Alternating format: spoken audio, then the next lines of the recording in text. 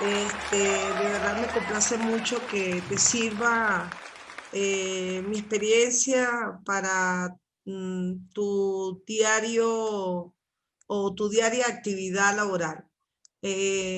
Como digo yo, siempre preparo cosas y no sé si son las más significativas, pero intento en la medida de lo posible de que en cambio el discurso forme parte de la experiencia, en este caso del auditorio. Realmente no hay nada nuevo que yo estoy indicando, no hay nada preciso, es simple y llanamente un conversatorio, tal cual como tú dijiste, no sabes si es curso, si es taller.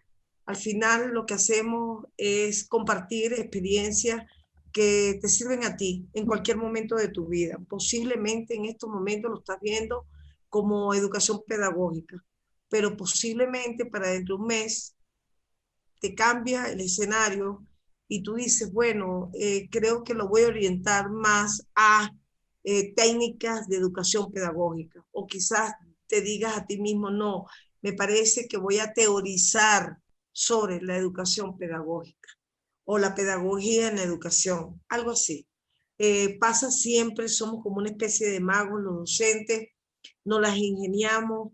Les puedo decir que yo he tenido, al menos ayer y hoy, unos días tremendamente cargados, y quizás yo, mmm, como digo yo, mi suerte es darme una ducha y digo, bueno, ya estoy preparada y no sé si lo que llevo realmente es lo indicado. Lo que sí sé es que lo que estoy compartiendo con ustedes es lo indicado.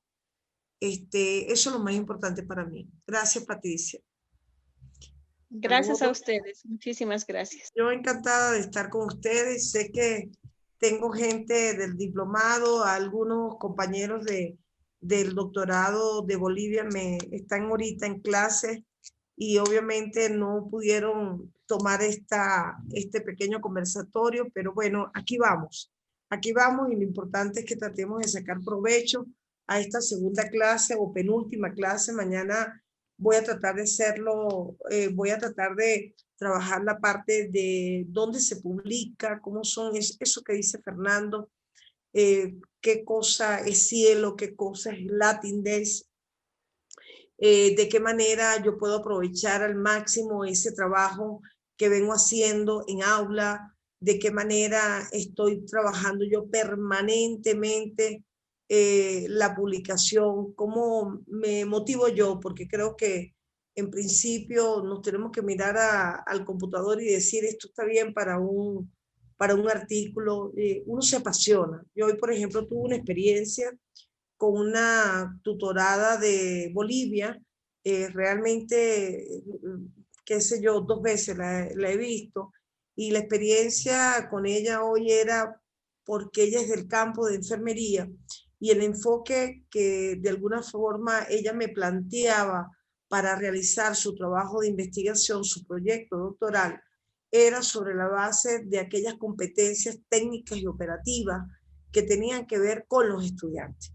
Entonces yo decía, bien, bravo, pero es que el estudiante depende siempre de un gestor, o depende siempre de un tutor, o depende siempre de aquella persona que lo impulsa, aquella persona que la lleva, aquella persona que hace saber que está presente. Entonces, te estás olvidando del rol protagónico o te estás olvidando del actor más importante, que en este caso era la enfermera. Entonces, ella decía, yo soy enfermera de práctica en la sala de parto. Y yo le decía, bien, tú eres enfermera en la sala de parto. Empezamos a jugar un poco, estábamos por Zoom, y aunque yo a veces no tengo ni tiempo ni para respirar, ni para comer a veces, me aislé 15, 20 minutos para entrar con ella, en conversar qué es lo que ella quería hacer. Y una de las cosas que me ayudaba a entenderla era que ella estaba particularmente vinculada con ese proceso del deber ser del docente de práctica, en el caso de las salas de parto, para ese estudiante que llegaba y expresaba su interés en lo que ella sabía hacer. Es decir, asistir a un médico al momento de que una mujer va a dar a luz. ¿Eso qué significa? Que ella está totalmente errada. Tenía una lógica lo que ella decía. Yo quiero saber cómo esos estudiantes están aprendiendo el instrumento, el bisturí, la cosa, los primeros auxilios, etc. Y no sé si se acuerdan que anoche yo les puse en pantalla esa lámina que nunca dejo que no me acompañe, que es esa lámina del tiburón. Y le dije, imagínate que esto sea un paciente. Bueno, ese paciente en esa cama, que está siempre vestida de blanco, ese paciente tiene un síntoma, tiene una apariencia, tiene un malestar. Todo eso que tú ves así, encima de ese paciente, es algo así como las competencias, lo que es visible a nuestros ojos. Pero piensa por un momento que tú no logras descifrar, ni el médico tratante, qué tiene el paciente, porque internalizó su enfermedad y ustedes, por su estado de gravedad, pensando en un paciente muy grave, no son capaces de pensar qué tiene. Entonces tienen que hacer exámenes clínicos y de repente involucrarse en ese proceso biológico, diría yo, químico también, médico, que asista de alguna manera una postura, una hipótesis de la enfermedad que pueda tener. Exactamente así, igualito son las competencias, le decía así. Y aquí el rol del enfermero o la enfermera en el Ecuador da lugar a comprender que la práctica no es que se separa de la teoría, pero la práctica forma parte de la teoría. Entonces empezamos a hablar de algo que ya no entendía, los paradigmas. Y yo decía, si tuviera aquí a Edith Lichones, yo le diría, métete por este paradigma cualitativo. Pero como yo no estoy familiarizada y cada quien con el vestido que le queda, imagínate yo con un vestido talla S cuando yo soy L, entonces de repente no me queda bien ese vestido. Entonces yo le decía, bueno, ¿qué es lo más práctico para ti? Bueno, a mí me gusta ver 2 más 2, 4.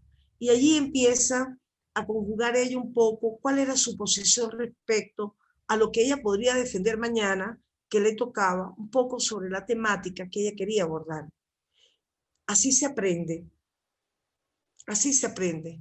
conversando, intercambiando y colocándose en algo que ahorita conocemos como la palabra, que todo el mundo lo dice, empático. O sea, ponte en el zapato del otro y siente lo que verdaderamente es. Ella se puso en su propio zapato, pero yo traté de colocarlo en el otro zapato, que es, en este caso, la persona que está detrás de nosotros cuando nos evalúan, ese docente que de repente tiene una perspectiva distinta. Y ahí empiezo yo a tomar parte de lo que estaba hablando ayer con Wilmer, mi colega de Venezuela. El doctor Wilmer me decía ayer particularmente es todo sobre la tesis en términos escritos. Su comentario era muy preciso porque daba lugar a entender que para Wilmer la tesis tenía toda esa cantidad de escenarios como los que yo digo. Cada vez que yo hablo de un determinado documento, que lo vimos anoche, tenemos que hacer presencia en conocer que cada uno tiene un juego. Yo le decía a ella, mira, estás empezando, estás en el área de pedagogía, eres enfermera, y eso es algo así como cada uno de nosotros que somos profesionales, pero que no formamos parte del área de pedagogía, del área de la didáctica. Ellos saben más que nosotros cómo actuar, cómo trabajar esa técnica de pedagogía o ese componente de docente que uno cree que le sobra y que no es así. No lo crean como campaña, pero yo ahorita estoy con otro curso, empiezo la próxima semana, pero todos están invitados, que tenía que ver con la docencia de educación superior. Y se me ocurrió por una invitación que me hace CIDE, conjuntamente con un colega que es Mario Heisman. Y Mario es un hombre joven, talentoso, pero tiene un espíritu con el que me identifico. Tanto él como yo vivimos enamorados de lo que hacemos. Y me encantó el curso porque cuando yo hice la propuesta decía, hay que enseñar a la gente a ser docente. Hay que enseñar a la gente a comprender que nosotros somos profesionales de un área, pero la docencia pasa por muchos escenarios, por muchas etapas, por muchos procesos. Y yo no puedo creerme que como docente universitaria en términos de trabajo, yo soy perfecta. No, no, no, no, no. Al contrario, nosotros somos perfectos en la misma medida en que nos equivocamos y en la misma medida que rectificamos. Entonces, rectificar es de humano, pero también en términos de la docencia, como yo le decía a Mario, para desarrollar este curso, necesitamos darle muy duro para que ese docente universitario que está detrás del estudiante comprenda que el juego de la docencia pasa precisamente por comprendernos a nosotros mismos. O sea, yo no sé, yo creo mucho en esa etapa interna de las características subyacentes que estábamos hablando anoche. Bien, gracias Sandra por tu saludo. Encantada de tenerte. Cecilia también, Lilian, todos los que escriben. Mayra, bienvenida. Todos los que escriben, muchísimas gracias por los comentarios o en todo caso por ese momento que me permiten. Josué, creo que me tienes inhabilitada con la cámara, perdón, la cámara no, con la pantalla, por favor. Ya está, estimada doctora. Muy bien. Yo voy a hacer en paralelo dos cosas que me van a permitir comenzar a recordarles los de anoche, pero me voy a parar de manera muy puntual en algo que es importante en estos momentos para pasar a la presentación de hoy. Ya les voy a compartir, si me permiten. Traten de no quedarse callados, me interrumpen, me saludan. Wilmer, gracias, buenas noches. Buenas noches. Juan Pablo, que apareciste. Buenas noches, jóvenes. Entonces, bueno, anoche estábamos hablando sobre lo que es esa parte de escritura. Nos detuvimos bastante en lo que es investigar. Colocamos muchísimos ejemplos. Este es nuestro repaso habitual. Yo trato de siempre darle una revisada para recordarnos. Estoy presente y pendiente de enviarles esta presentación. Les hice saber que la investigación científica, cada quien lo puede concebir de muchas maneras. De mi parte, yo tengo mis grandes autores que digo yo, realmente les respeto por esa forma tan didáctica de compartir con el mundo entero su saber en términos de sus libros, como es Carlos Méndez, como puede ser Hernández y sus compañeros, Hernández Sampieres, que es como más se conoce, como puede ser Rebeca Landeu, como puede ser Fidia Jaria, como puede ser Mendicoa, como pueden ser infinidad de autores que pasan por nuestras manos. Hice notar que toda investigación requiere estos trabajos y cualquiera puede decirme, pero ¿cómo voy a llevarme yo este concepto para un artículo? Sí, sí, necesariamente pasa por comprender que los artículos están asociados directamente a estas características, aunque nosotros pensemos que no. Nosotros publicamos y sabemos que lo que publicamos tiene que tener una coherencia. Nosotros nos planteamos un escrito, un ensayo o un determinado artículo y sabemos que ese artículo, ese ensayo va directamente asociado al componente universal, que no hay una única verdad y que todo esto se convierte en un proceso de investigar. Cuando alguien está en un proceso de elaboración de una tesis de grado, necesariamente escoge un esquema. Yo coloco aquí uno de los que creo yo son los más conocidos, que tiene que ver con Hernández Sampieres, Fernández y Batista, y de alguna forma hago saber que cada autor tiene su proceso de llevar a cabo desde la 1 hasta las 10. Ese proceso da consigo a comprender que las políticas que se internalizan en un proceso de investigación están permanentemente educando a cada persona para continuar en ese debate. Dentro de todas estas condiciones, me detuve en su momento a hablar un poco de lo que es el proceso de cientificidad y cada quien lo puede entender de una manera. Si yo tomo un médico, para un médico posiblemente lo científico estriba en el momento en que el médico ve los resultados. Si yo me tomo de repente una educadora, para la educadora posiblemente la parte científica radica precisamente en la forma de cómo ella comprueba que su didáctica es la más adecuada. Yo que soy del área de relaciones industriales, posiblemente yo puedo decir que lo científico está en la manera en que yo pueda medir cada uno de los resultados de los diferentes subsistemas que conlleva una administración de talento humano. Eso significa que cuando nosotros hablamos de la escritura, tenemos que acercarnos a todos estos vocabularios y comenzar a establecer un contacto directo con ellos. Significa que yo he estado en presencia de un proyecto, de una tesina, de una tesitura, de un ensayo, de un artículo, de una tesis, de una monografía, de un libro y de otras cosas.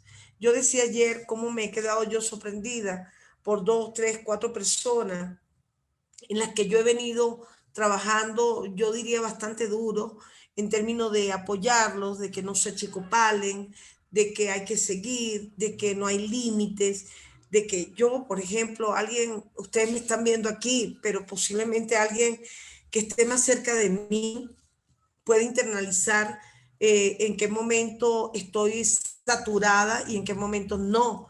Pero de eso se trata, que el compromiso, el trabajo que tenemos es permanente. Si yo estoy en el área de la academia es como los médicos que en su momento tienen que estar actualizados, como los ingenieros en sistemas, que hay tanta revolución tecnológica que obliga de que de alguna manera ellos están permanentemente revisando,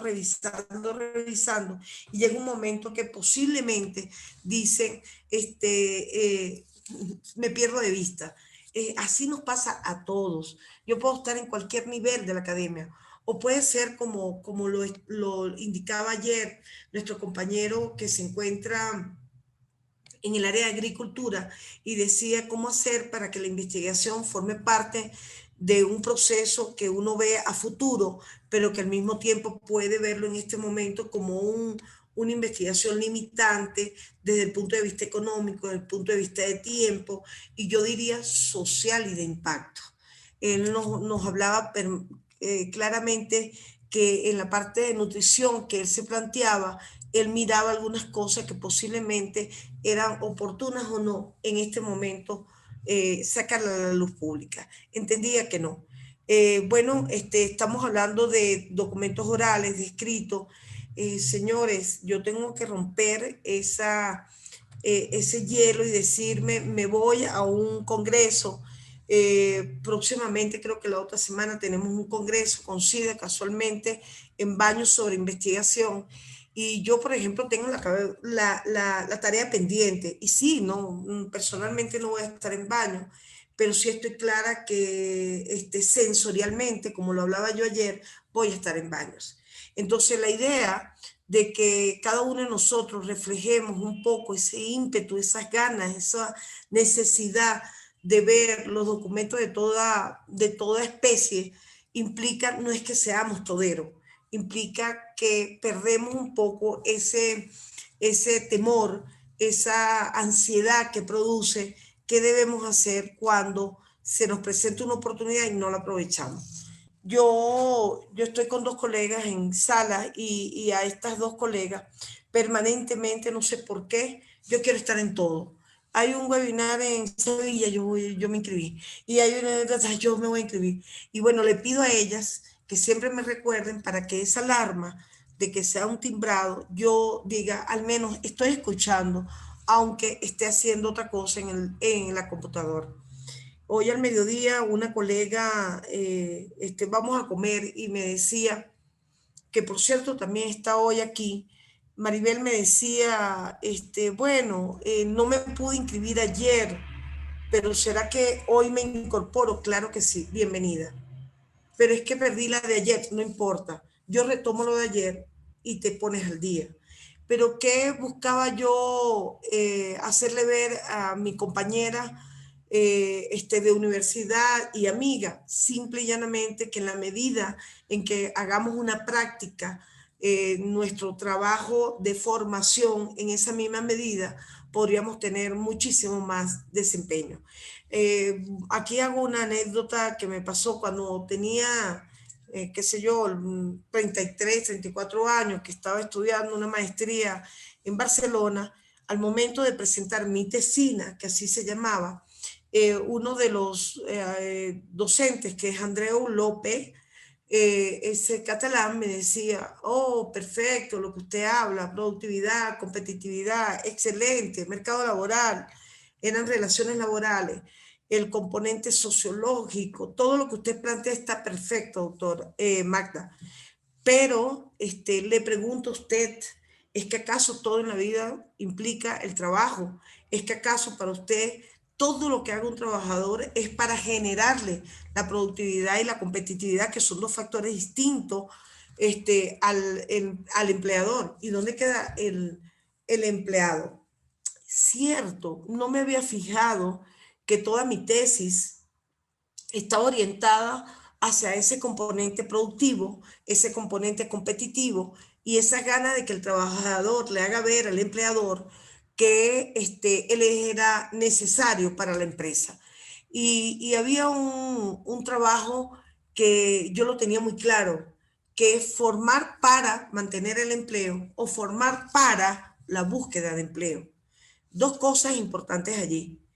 Para mantener el empleo implica que cuando yo estoy en una universidad, que es nuestro caso en su mayoría, posiblemente esta formación que yo tenga, bien sea sensorial, virtual, personal, profesional, técnica, esta formación me permite mantener acá.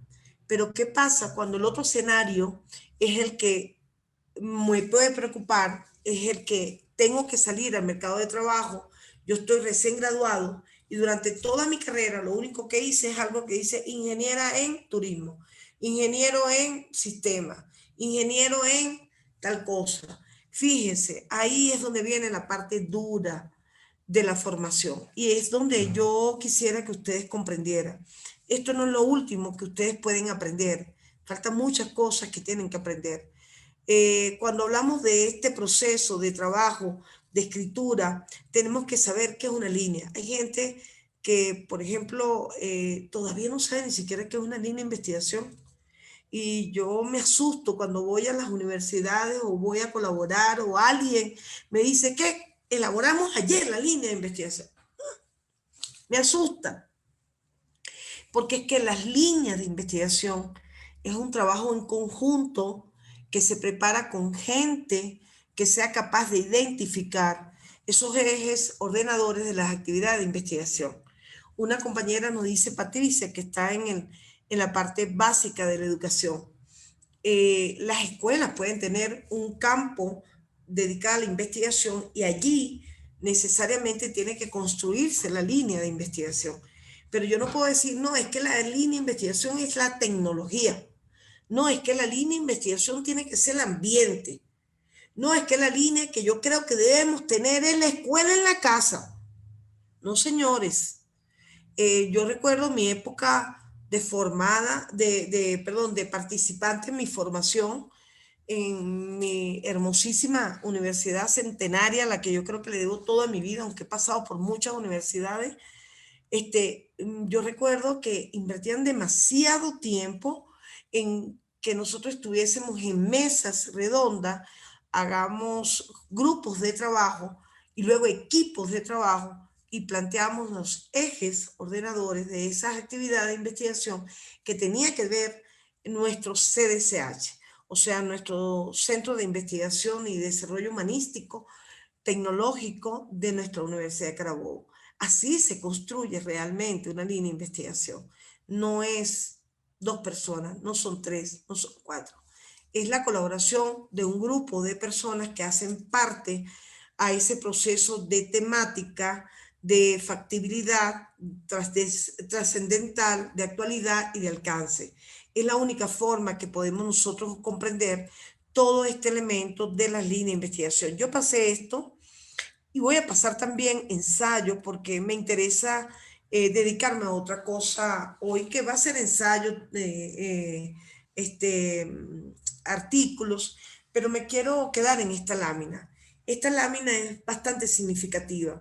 Cuando yo estoy hablando de indexación, estoy haciendo referencia de manera puntual elementos muy generales y al mismo tiempo muy específicos que llevan a comprender cómo ese trabajo tiene un esfuerzo que depende única y exclusivamente de nosotros. Me gustaría que alguien me indicara si sabe qué significa todo lo que están viendo en este momento como esquema para la publicación de artículos. Si alguien me quiere dar algún comentario.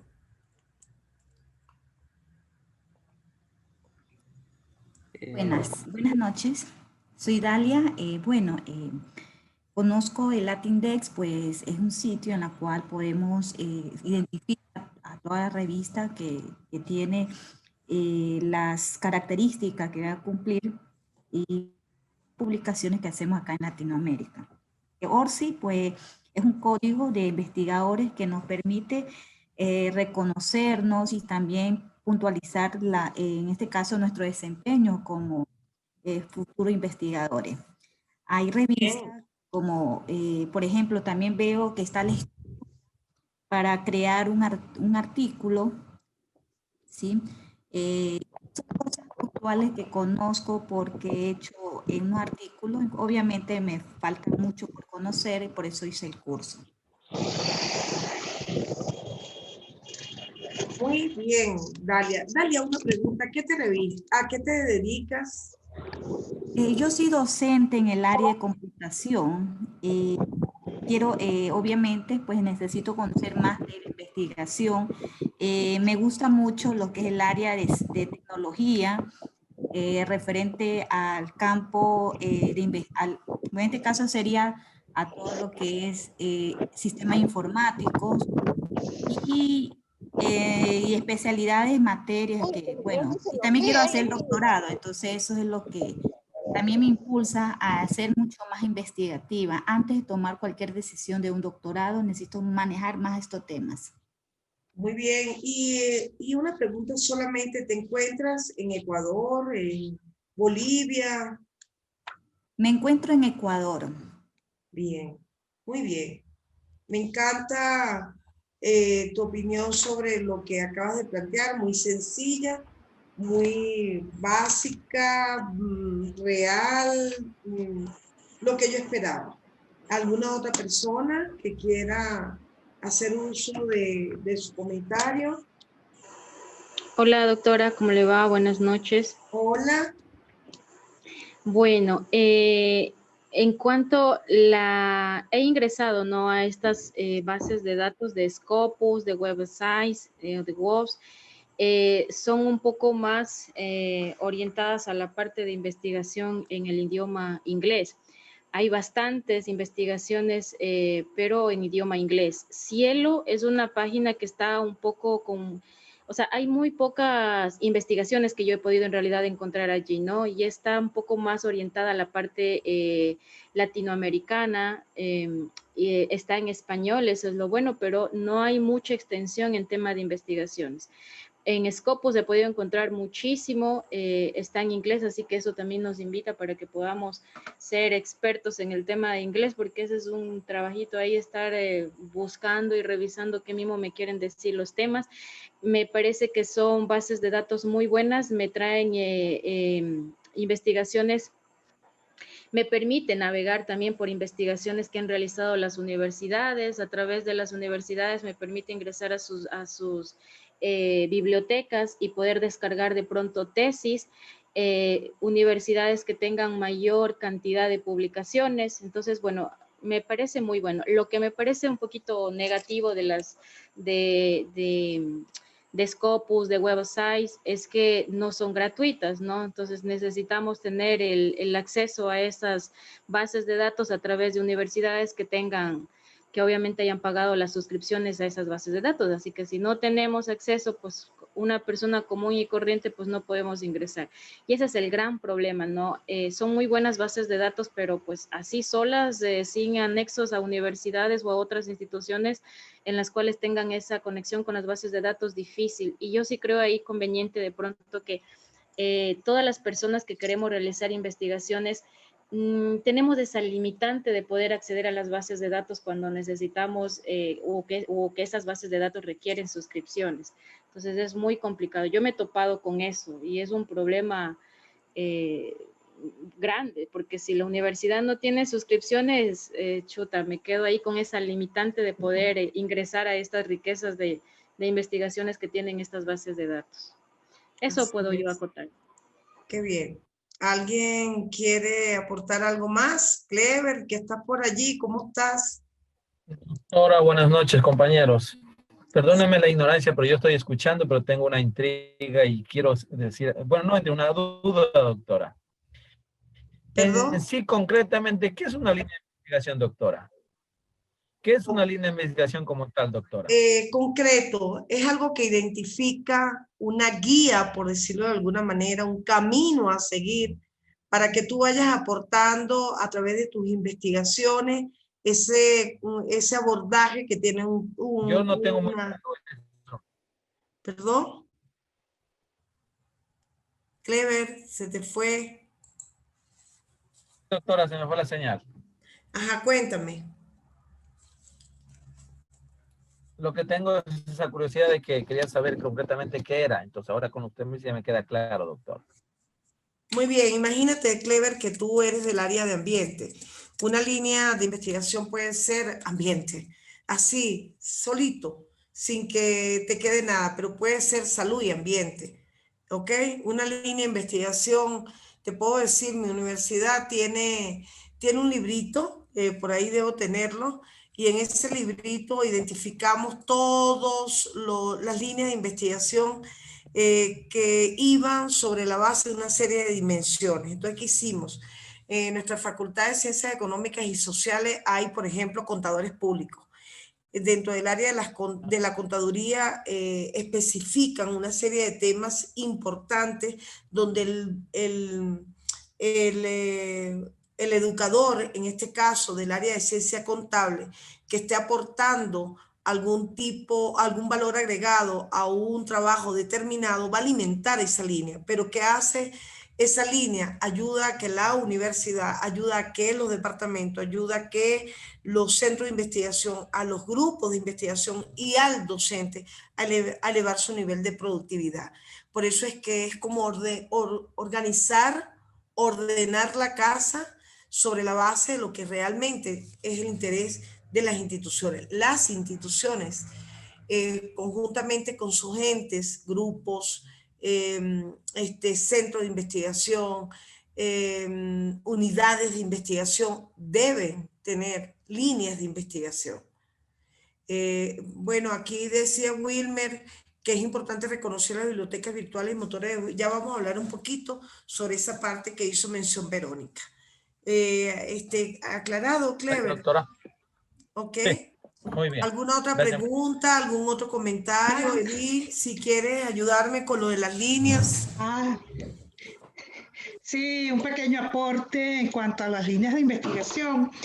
Para aclararle un poco a Clever, como decía Magda, son los ejes ordenadores que ordenan el conocimiento en determinados campos del saber o áreas del saber.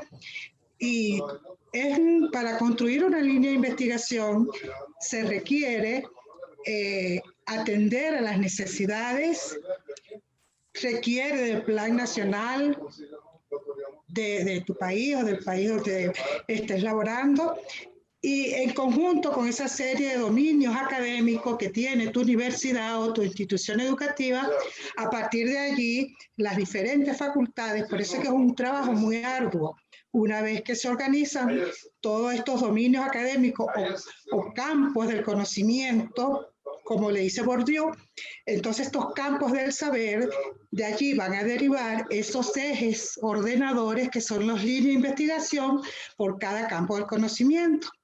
Entonces, una vez que cada facultad, a través de su proyección y vinculación hacia la comunidad, atendiendo a esas necesidades, a ese plan de la nación, por ejemplo en Ecuador, el plan del buen vivir, entonces de allí van a derivar esas líneas de investigación. Por eso es que no es tan fácil decir, hoy elaboré una línea de investigación. No, ese es un grupo, un conjunto de elementos que están interactuando allí y que atienden a cada dominio académico o cada campo de saber de las facultades de la universidad. Ese era mi aporte y bueno, para aclararte un poquito más.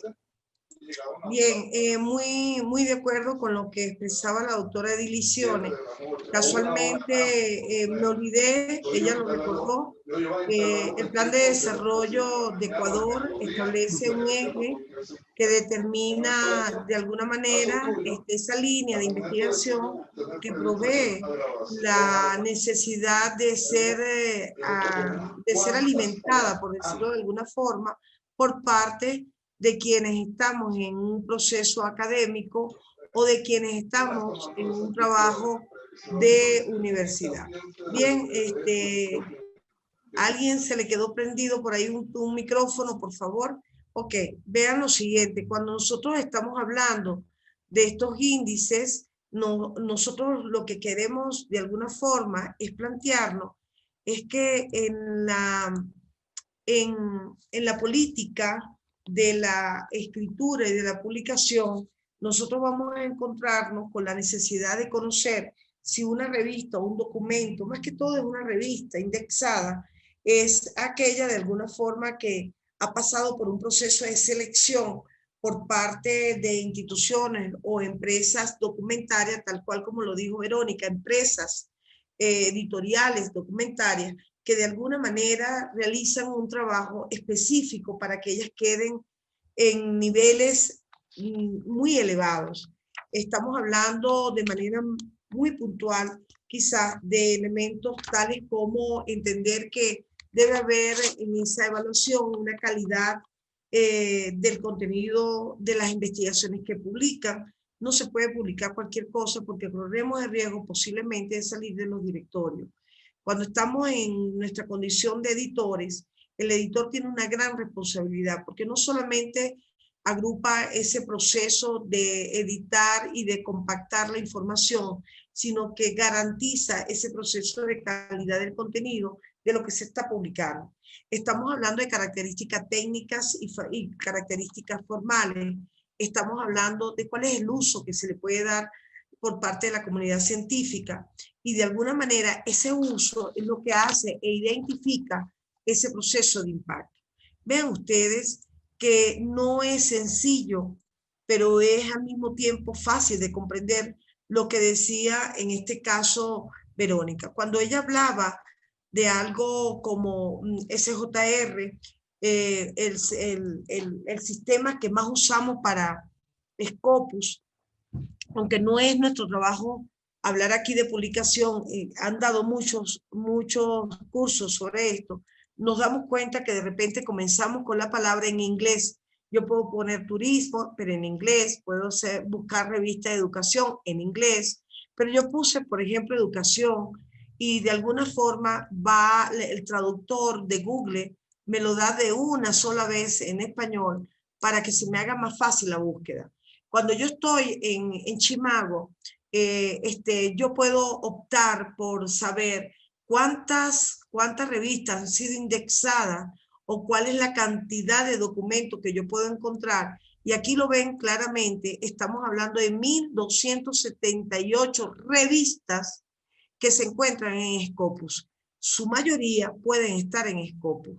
Yo podría decir, por ejemplo, de Reino Unido, de docencia y formación, estamos viendo aquí que nos da toda la identificación este buscador, y es tan sencillo de comprender que podemos entender que pertenece al Reino Unido, que está dentro del área de las ciencias sociales, que el editor se identifica como el Saber, que tiene una publicación en revista, porque hay también libros que tienen un índice H elevado, 114, me lo imaginé, es un Q1. Un Q1 representa un alto impacto que la revista ha publicado hasta el año 2019, que la cobertura está desde 1985 hasta el 2020, que tiene cómo entender su página, y cuando yo quizás ingreso en su página, puedo dar cuenta que aquí está la revista, que el acceso, en este caso, fíjense, está abierto. ¿Y qué significa acceso abierto? Que yo le doy clic aquí y puedo accesar. Ahora por la pandemia hay muchísimas oportunidades de mirar estos autores, estas revistas, estas publicaciones, pero posiblemente nos encontramos con el detalle de que muchos de los buscadores que están en el Q1, hay una trayectoria que es Q1 a Q4 y depende del impacto que tiene la lectura de esos documentos, podemos dar cuenta que hay un nivel de interés en ciertos determinados temas. Tal cual como lo decía Verónica, es casi imposible a veces bajarse un documento sin pagarlo. Los que no estamos con el acceso por parte de alguna universidad que haya comprado esa afiliación, por decirlo así, del Q1, Q2, Q3, Q4, la dificultad lo representa es saber qué están escribiendo. Si yo no acceso y deseo incluso accesar para leer, yo me he encontrado con accesos que me piden hasta $50 por página. Por página.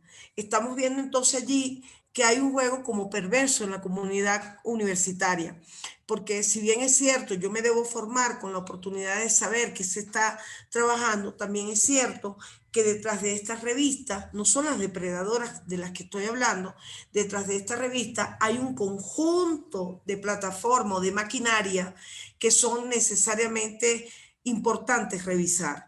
Hay revistas que tienen, la mayoría incluso, tienen posibilidades de tú comprender cuáles son las reglas del juego. Te pueden decir que el costo para la revisión es de tanto, el costo para la evaluación es de tanto. Un artículo puede estar dentro de $2,000 como artículo. Que tú quieras ir con 4 personas, en Ecuador se permite hasta 4. Yo no debería publicar con 5 personas porque se permite hasta 4. Hay artículos que pueden llevar hasta 7, 8, 9, 10 personas, pero el costo también es elevado. En pocas palabras, que todo esta indexación pasa por comprender que existe una gran oportunidad de publicar. Por ejemplo, estábamos hablando de Scopus. Doris me hizo ver lo que es el ORCID. Yo creo que todos, sin excepción hoy, tienen que tomar un momentico, irse a Google y decir, bueno, me voy a ir a una parte que se llama ORCID, que lo dijo Magda Ceja, y yo me voy a inscribir. No cuesta nada, es gratuito. Y el ORCID es prácticamente obligatorio para la comunidad actual porque nos permite a nosotros identificarnos ante el lector de un trabajo que estamos haciendo para el público en general. Esto es el ORCID. Bien, es para investigadores y es para las organizaciones. Cuando hablamos de los investigadores, estamos hablando de que yo me puedo aquí registrar y yo comienzo aquí a plantearme toda una cantidad de datos que de alguna manera me permite ubicarme dentro de lo que es mi registro oficial, y ese registro oficial automáticamente me va a llevar a mí a pedirme datos que ya yo tengo en mi hoja de vida. No es nada difícil. Hay gente que si coloca un nombre y un apellido corre riesgo, perdón porque tengo aquí uno abierto de un compañero, corre riesgo de haber escrito solamente nombre y apellido, que le digo yo, Manuel Cartuche, y de repente Manuel se encuentra con que hay varios Manuel Cartuche. Él tiene que colocar nombre, primer nombre, segundo nombre, apellido, segundo apellido si lo tiene, porque en el caso de Venezuela no necesariamente tenemos que tener esos 2 apellidos. Bien. Le quiero decir que el ORCID es importantísimo, mi manera de ver. El Google Scholar es algo que dejamos pasar, pero cada vez que yo estoy con un tutorado, vamos a revisar quién es el que te está dando clase. Lo hice hoy. Sí, pero es una persona que no está escribiendo desde el año 2018. Bien, entonces nuestro nombre, cuando lo metemos en Google Scholar, podemos dar cuenta que vamos creciendo en la misma medida en que nos vamos involucrando en la literatura, en la escritura. El Web on Science también son revistas, como lo dijo Verónica, son revistas como Cielo también, que podríamos verlo como revistas emergentes, que están en un proceso allí de revisión permanente y que en un momento determinado van a decir, plas, yo pasé a Scopus y pasé a un Q4. ¿Eso qué significa? Que nosotros debemos comenzar viendo este tipo de indexación que promueve la calidad en las publicaciones para una comunidad científica. Quizás uno de las publicaciones o de los directorios que más uno busca o que más uno piensa que puede colocar es el LatinDex. Y el LatinDex tiene también su magia.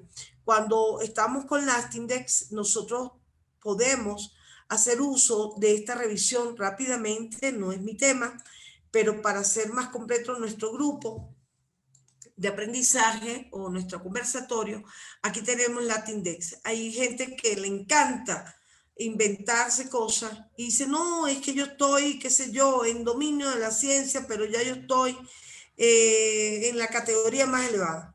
No, bueno, el dominio de la ciencia está aquí muy claro, lo dice, mire, resultado por directorio. En teoría, él está en directorio, pero aquí la B significa en esto que está también en catálogo, podemos verlo y de alguna forma entendemos que dominio de la ciencia está en catálogo, por lo tanto, esta revista que es en línea, lo identifica este arroba, da lugar a entender que es una revista confiable y que nosotros en un momento determinado, por ejemplo, podemos dar uso de este trabajo. Por ejemplo, TV Publish, la busqué en algún momento y puedo dar cuenta que de repente no hay resultado. Bien, ¿esto qué significa? Que nosotros podemos buscar aquí Citra Nueva o Derecho de la UCEP, Derecho de la Universidad de Carabobo, podemos dar cuenta que no está en el catálogo 2.0, pero posiblemente está en directorio, tampoco lo sacaron en directorio. Significa esto entonces que yo puedo darme el lujo de revisar la revista que desee, por ejemplo, este anuario lo busqué en un momento y en ese momento entendí que tampoco está, sí, perdón, el anuario está en directorio, pero tiene diferentes enfoques. Hay un anuario en Brasil, en Argentina, en Portugal, en Argentina, en Venezuela, que era el de mi interés. Yo le puedo dar acá y puedo mirar un poco cómo esta revista tiene unas características, pero miren qué grave, ¿ves? La revista no cumplió 4 requisitos y la revista se encontraba en catálogo hasta el 2017. Si yo no aprendo a revisar todos estos datos de la revista, yo corro un riesgo en publicar, perder, como dice Verónica, esos costos de edición. Yo no diría que, no, tú me pagas y yo te publico, eso es mentira. ¿Quién quiere poner su nombre en un artículo mamarracho que uno no sabe de dónde sale? Eso es delicado. Yo tengo que al menos leer lo que yo voy a publicar, con quién voy a publicar. Las personas que tenemos un tiempo, ya tenemos un tiempo y ese prestigio hace incluso que el editor al momento de revisar el artículo también se ayude en saber quién es. Pero imagínate que alguien te pone en algo inventado. Entonces, es muy, pero muy delicado que yo haga eso. Y la reflexión pasa porque ustedes comprendan que el publicar es un arte, pero también es un compromiso. Este curso es de escritura, pero yo quisiera que miraran con bastante crítica ese proceso. Ojalá más adelante, para el 2021, me comprometo en hacerles llegar un taller sobre publicaciones con la persona con la que yo creo que es la que puede ayudarnos a trabajar esa parte que decía Verónica, tan difícil para llegar, pero se puede, Verónica. Eso es algo así como cuando yo le digo a los estudiantes de primer semestre con metodología, lo ven difícil, ¿verdad? Pero no es difícil, es muy fácil. Lo que pasa es que los libros también tienen una parte mercantil que tienen que asumir y los libros no lo pueden decir todo, pero la gente que ya tenemos tiempo impartiendo una asignatura, sí podemos hacer esos pasos cortos para alcanzar lo que deseamos. Bien, las líneas de investigación de la facultad, como les decía, en nuestro caso, están divididas por una serie de áreas que tenían que ver con sociedad, economía, complejidad, estudios del trabajo, microeconomía aplicada, educación, matemática para la ciencia económica, investigaciones económicas, administración comercial y contaduría. Vean ustedes, este es un librito, mírenlo, es muy pequeño, pero eso son las cosas que yo no voto nunca, ni porque forman parte del trabajo que uno hizo en su momento de formación. Y bueno, son exactamente 300 líneas de investigación que tiene mi facultad en Venezuela. Bien, seguimos entonces con nuestra presentación y podemos hacer uso de ella entendiendo que hasta acá era lo que quizás era mi gran interés, que ustedes comenzaran a interesarse por esto. El que no tiene ORCID tiene que sacarlo, el que lo sacó y no, como yo, por ejemplo, que no lo tengo al día, hay que alimentarlo con todo lo que vamos haciendo y lógicamente todo lo demás forma parte de una práctica que vamos a ver en teoría en estos momentos para ir concientizándonos qué proceso nos falta en términos de ese trabajo de investigación.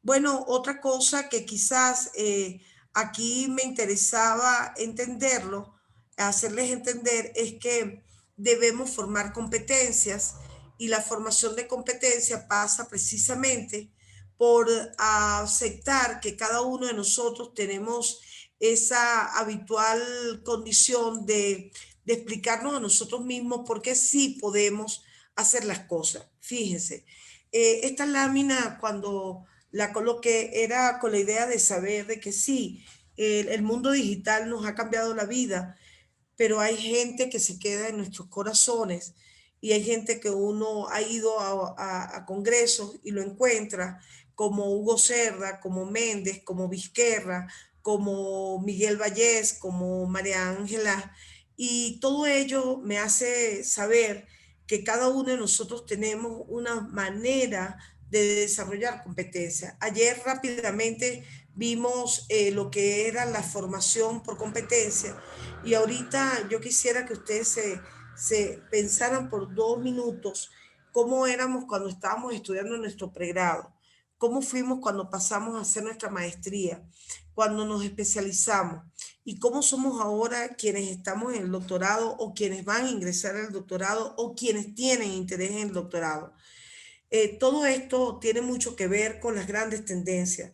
Yo digo siempre que si yo estoy en la labor de docente, lo he escuchado mucho aquí cuando me dicen, no, Magdita, yo no voy a seguir estudiando, ya yo me cansé, yo no sé si yo me he cansado, señores, y te estoy hablando con 55 años de edad, pero yo sigo enamorada de mi trabajo y creo que las tendencias actuales que conocemos, como todo lo que ustedes ven aquí, todo lo que está pasando en el mundo, nos hace saber cada vez más que no conocemos nada.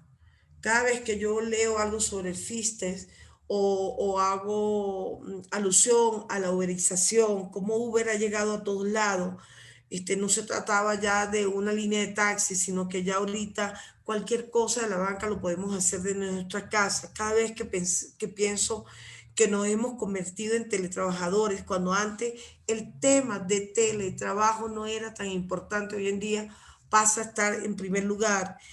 Cómo los mercados internacionales se están moviendo, cómo hay caídas de la bolsa de valores y de repente hay subidas, cómo el problema del ambiente pasa por entender el proceso de sostenibilidad, cómo el mundo urbano va creciendo cada vez más, pero un crecimiento que trae muchísima desigualdad, muchísima discriminación, cómo nosotros a diario nos entorpecemos cuando vemos al otro de manera desigual, cuando vemos a las personas de una forma tan distinta como la que pensamos que no pasa en otra parte del mundo, y entonces entendemos cómo esa parte de urbanismo va haciéndonos cambiar, para mal o para bien, pero nos va haciendo cambiar. Entiendo cómo el e-commerce es un efecto de comercio electrónico que posiblemente no estábamos acostumbrados. Cuando yo tengo todas estas cosas cerca de mí, voy leyendo, me voy concientizando de alguna manera que hemos cambiado, y que si yo me quedo nada más en mi clase de metodología 1, que aprendí cuando tenía apenas 26 años, que empecé mi carrera universitaria como docente, entonces yo soy una fracasada. ¿Y por qué? Porque yo no voy a ser capaz jamás de decir algo nuevo.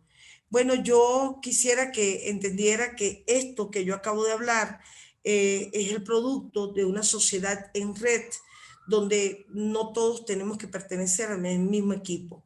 Puede haber un equipo beta, un equipo Z, un equipo omega, pero lo que sí es verdad, de verdad, de verdad, es que en algún momento cada grupo se cruza con otro. Y aunque esto es un ejemplo global, todos formamos parte de esa red, todos. Nos hemos vuelto tan multidisciplinarios que sería casi imposible entender que yo pueda dar una clase sin entender que al lado mío está un educador, que al frente está un ingeniero en ambiente, que Paola es una ingeniera en petroquímica o en química o en qué sé yo. Entender que de repente hay otra persona interesada en sistemas, comprender que en la misma sala hay otra persona interesada en sostenibilidad. Eso es exactamente lo que estamos mirando en el mundo. Un cambio que no tiene fin.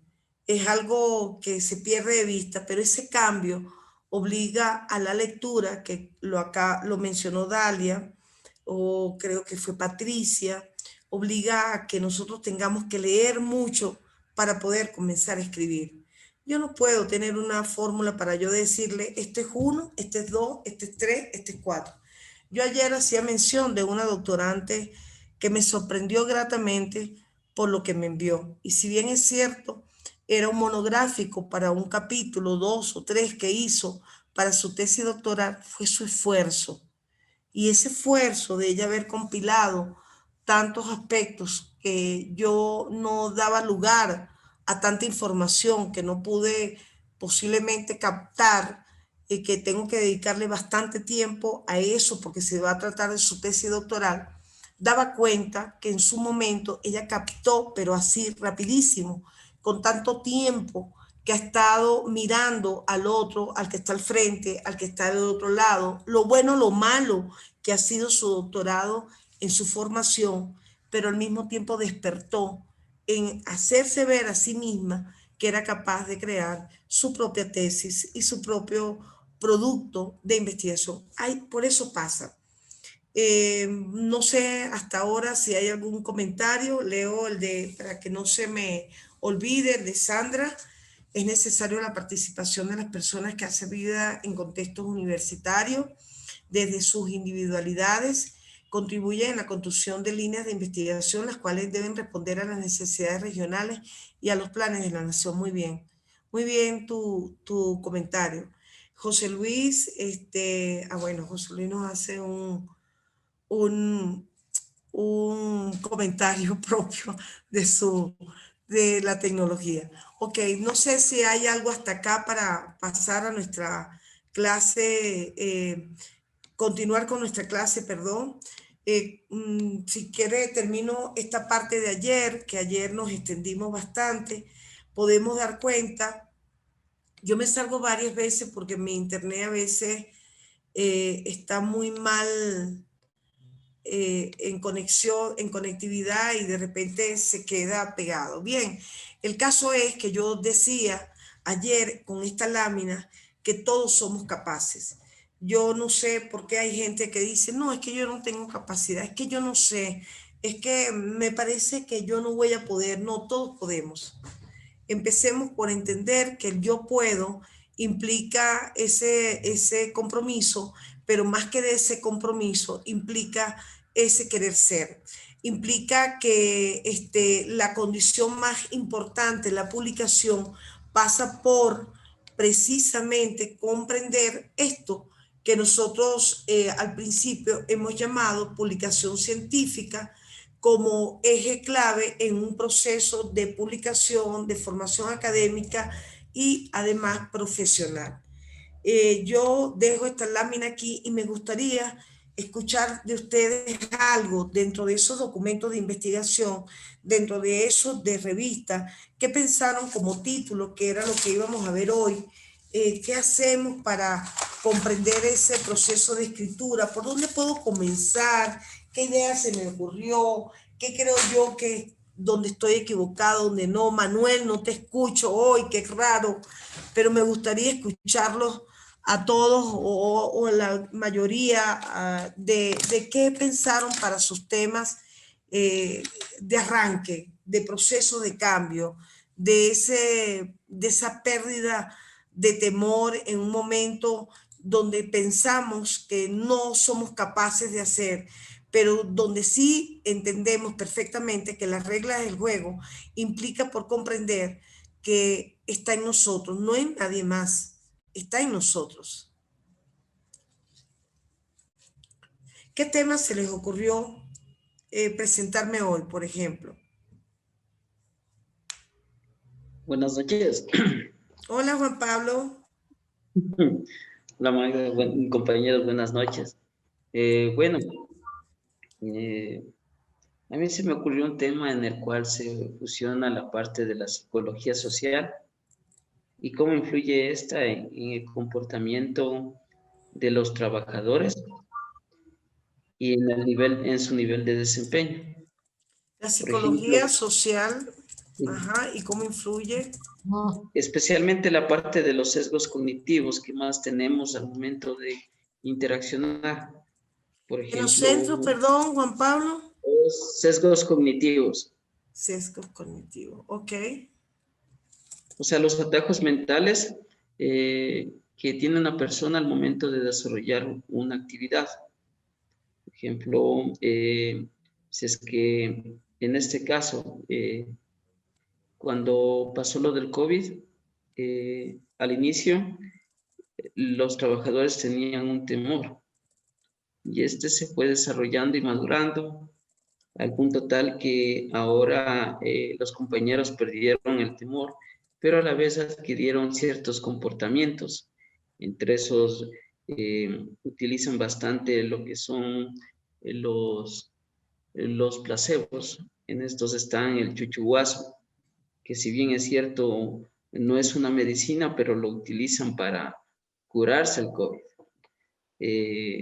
Esta la tomaron a partir de lo que hay en las comunidades indígenas, que ellos se contagiaron en su mayoría, pero en esta parte no se tuvo fallecidos. La mayoría de los compañeros tuvimos un 10% de los trabajadores que fueron contagiados por COVID. Y ellos comenzaron a adquirir este comportamiento de ingerir estos placebos. Entre estos están la ivermectina, que es un medicamento para ganado, que también en pequeñas dosis las ingerían. En esto está el dióxido de cloro también. Y así un poco de insumos. A esto, cada uno adquirió un cierto comportamiento al momento de la desinfección antes de llegar a la casa y después de llegar a la casa. Si bien es cierto, el rendimiento al principio del periodo declinó, ahora existe una mayor confiabilidad, cambiaron ciertos comportamientos, se sumaron más sesgos cognitivos y alteraron y mejoraron el desempeño de los trabajadores. Entonces, a un punto tal que adquirieron, se volvieron temerarios a los contagios, entonces les dio mayor confianza. Entonces, esta variación de comportamiento social, cómo influye en el sistema de gestión, ¿sí? Cómo influyen en modelos de calidad, digamos, cómo varió el desempeño de menor a mayor. Entonces, eso es lo que tenía en mente.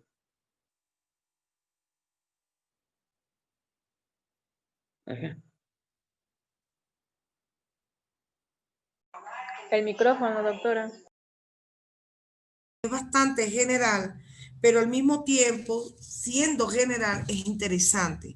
Fíjate que cómo lo lleva uno la práctica a cambiar probablemente tu sentido y tu línea, en este caso de investigación. Yo conozco a Juan Pablo como la línea de él que tiene que ver con lo rural, con la parte de ambiente, sostenibilidad.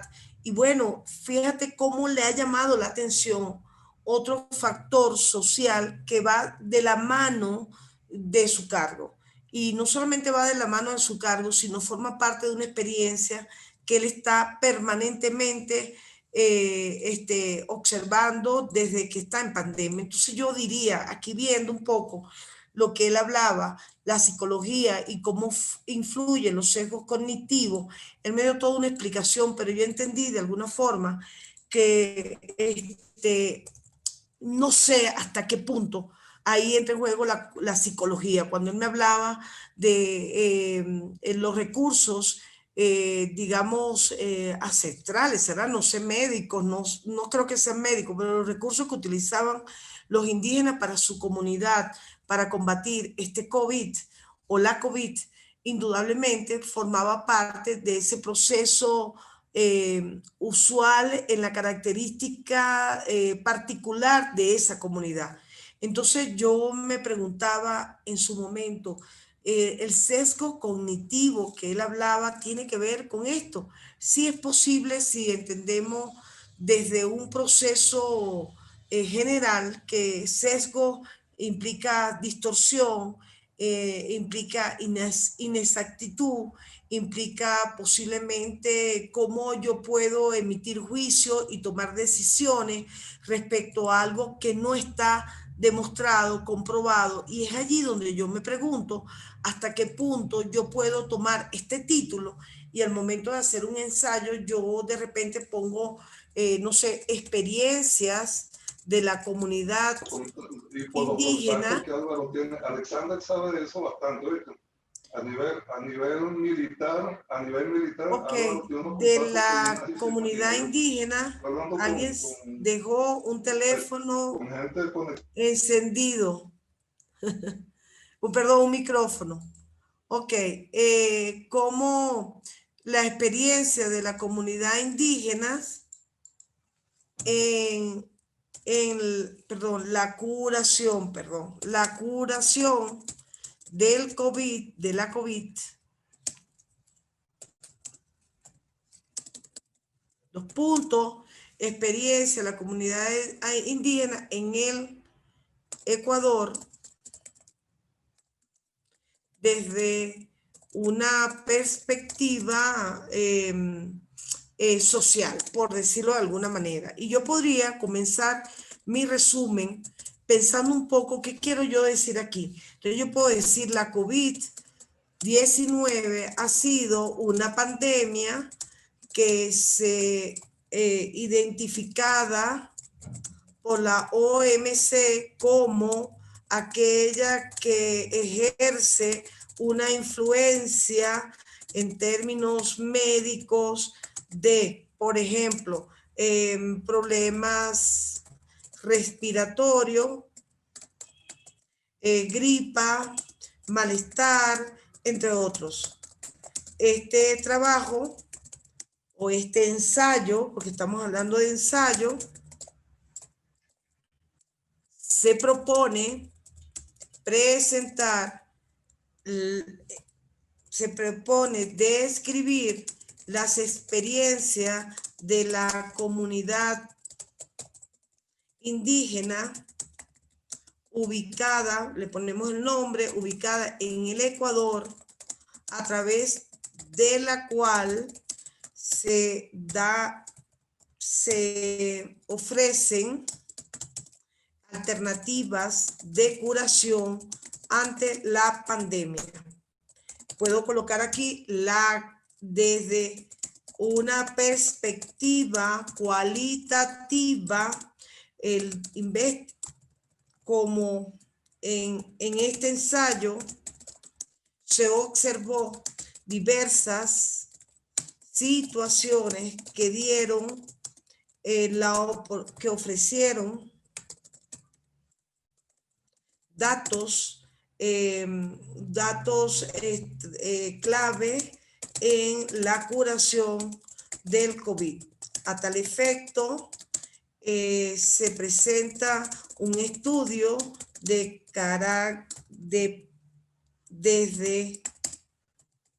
el paradigma interpretativo, método etnográfico.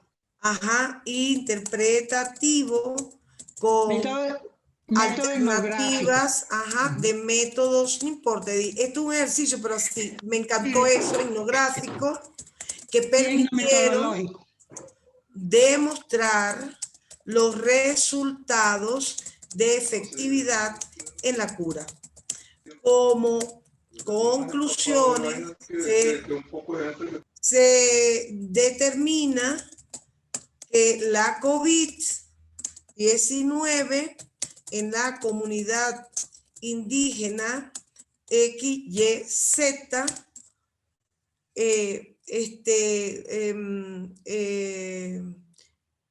perdón, perdí el hilo. Como conclusiones se determina que la comunidad indígena tiene alternativas idóneas de curación ancestral debido a que la población logró emplear métodos no médicos, pero sí curativos. Señores, aquí lo que me interesaba en este ejercicio, así rápidamente, inventado, sin ningún tipo de condición, es que ustedes entiendan. Un ensayo, en el resumen, lleva como fin un propósito, y yo lo identifico cuando estoy corrigiendo un ensayo. Aquí hay el propósito. Cuando veo la perspectiva cualitativa, digo, aquí está la metodología, y lleva las conclusiones. Cuando veo que la frase aquí es introductoria, llevo ya clarísimo que el autor hace ver las 4 condiciones que tiene un resumen. Vamos a ver si tiene 134 palabras. Un resumen estriba entre 100 a 300 palabras. Puede ser menos de 100 incluso. Y las palabras clave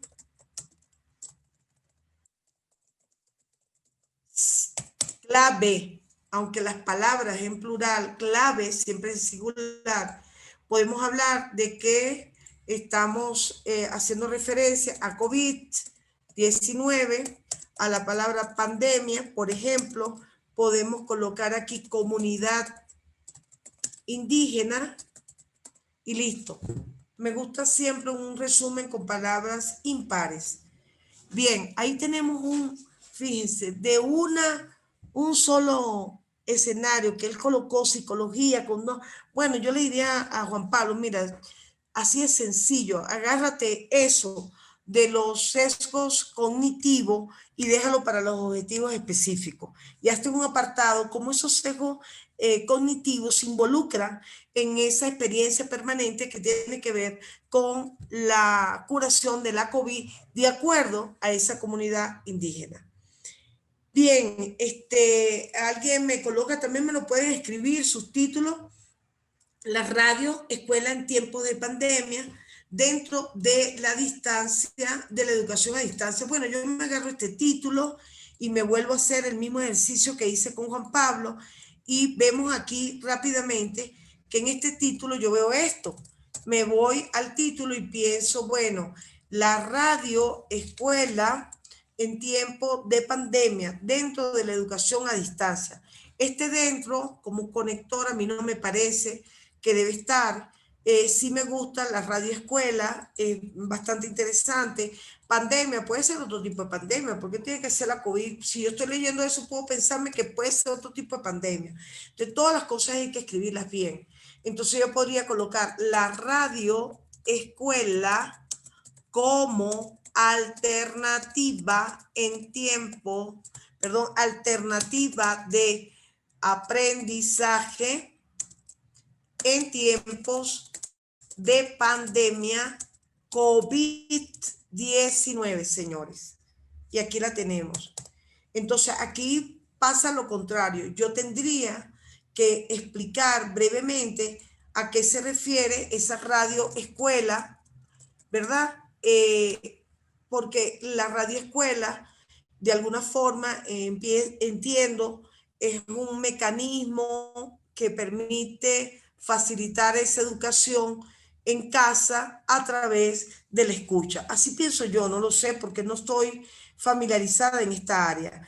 Pero cuando yo te planteo esta condición, digo, bueno, yo me digo a mí misma, de alguna forma, que estoy en lo correcto cuando comienzo a hacer un resumen, me comienzo la radio escuela, se ha convertido en una herramienta tecnológica derivada de la búsqueda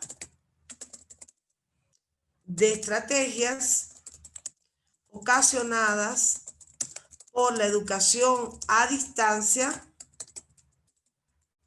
en tiempo de pandemia, dentro de COVID-19. Perdónenme que estoy escribiendo un poquito rápido. A tal efecto, este ensayo pretende plantear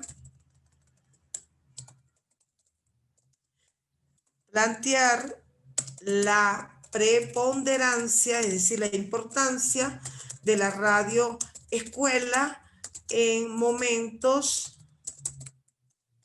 de complejidad ante la amenaza de la COVID-19 y sus efectos en los procesos de enseñanza y aprendizaje.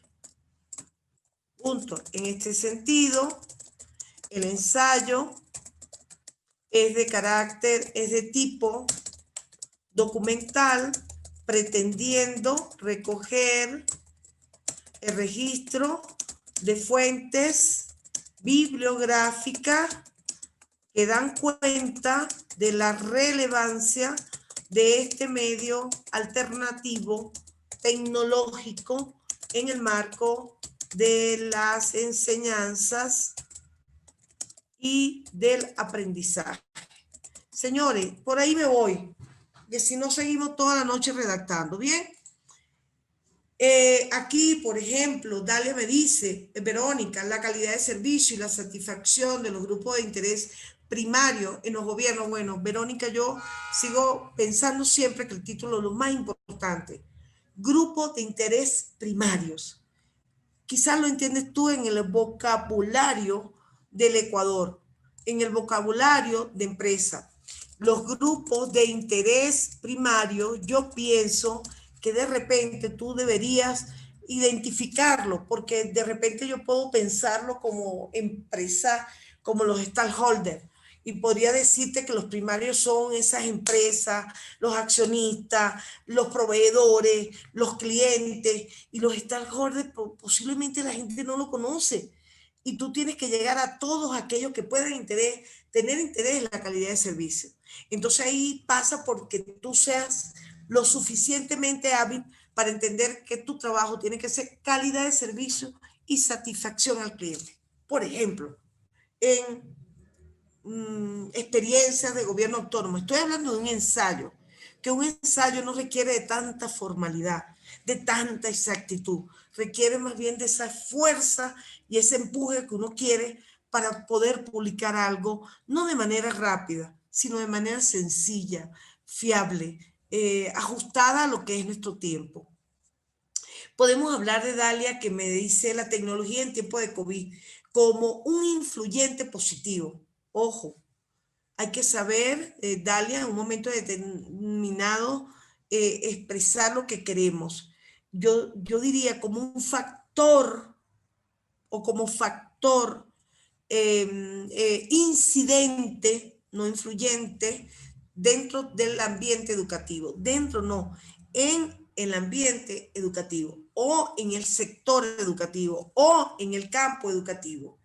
Eso sería ideal, pero uno por dónde empieza, por enfocar cómo las tecnologías se han avivado, han crecido, se han implementado, se han hecho viral, si es posible, en tiempo de pandemia. ¿Y por qué pasa esto? Porque sencillamente estamos en presencia de un cambio bastante significativo y pasa también por comprender que ese cambio a lo mejor tenía que venir, pero pasa también por comprender que ese cambio posiblemente avance, se mantenga, o posiblemente llegue un momento en que quedamos tan saturados, porque yo quisiera que también entendamos que estamos saturados de tecnología, estamos saturados de teletrabajo, y no sé hasta qué punto eso ha ejercido un efecto negativo más que positivo. El estado socioemocional excelente, Cecilia, del docente en las aulas virtuales. De verdad, casi nadie lo está mirando, pero el estado socioemocional es bien importante que lo tomen en cuenta. La situación actual de la zoonosis, más frecuente y principales factores de riesgo para la salud humana. Esto es un término bastante técnico de parte de Cristina, pero entiendo de alguna manera que ella podría interpretar que hablar de un término como la zoonosis implica de alguna manera plantearse la oportunidad que la gente conozca el término, a menos que vaya a escribir en una revista que sea sumamente especializada. Entonces, de repente, si ella me dice a mí las enfermedades que transmite los animales a través de diferentes, qué sé yo, no sé, la situación actual de las enfermedades transmitidas por animales, y quizás en guión le conoce zoonosis, más frecuentes y principales factores de riesgo para la salud humana. Este es un caso bien interesante, lo de Cris, porque de alguna manera cuando ella me plantea esto, yo puedo hacer uso de una revista que puede ser multidisciplinaria y escribo. Entonces yo llego y coloco aquí situación actual, o yo pondría más bien análisis de las enfermedades más frecuentes transmitidas por los animales, dos puntos, y yo puedo colocar aquí factores de riesgos para la salud humana. Pero fíjense, cuando yo hablo de enfermedades más frecuentes, posiblemente ella aquí coloca este guión y coloca zoonosis. Y esto le da más apertura, porque lo contrario, cuando ella vaya a publicar esto, necesariamente ella va a tener que publicar en algo muy específico, que tiene que ser una revista del área de salud, del área de veterinaria, etcétera. Entonces, bueno, yo empezaría mi artículo indicando que la zoonosis es comprendida e identificada como aquel medio de transmisión de enfermedades, no sé, lo estoy haciendo empíricamente, de animales en contacto con el ser humano. Puedo ponerlo en tiempo de COVID, que uno tiene más contacto con la mascota, determina un riesgo significativo para la salud de los miembros de la familia. Este ensayo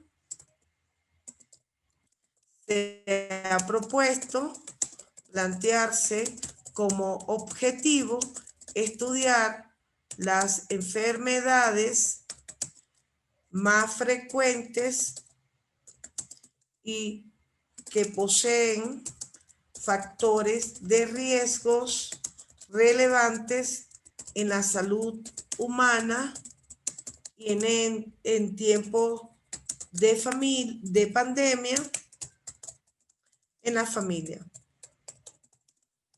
Y ahí me voy con metodología, con esto y con lo otro.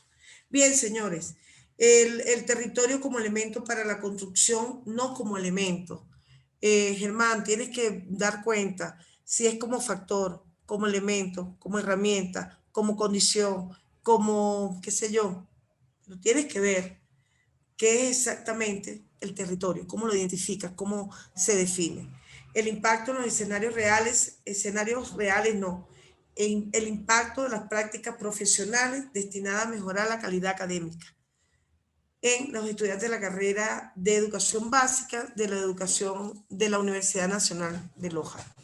Señores, voy a hacer una pausa y le voy a pedir a Josué, que seguro está allí. Josué, no sé si podemos hacer un break para escuchar ese breve video que les dejé, que me parece interesante, y que también suelo colocarlo para que la gente se identifique un poco con algo tan sencillo que son las 5 claves para nosotros poder escribir e investigar. ¿Te parece, Josué? Claro que sí, estimada doctora. Enseguida lo pongo. Gracias. Tomamos 5 minutos para continuar con esta última parte y quedándonos ya poco tiempo de aula, estoy segura que puedo seguir con el ejercicio. Muchas gracias.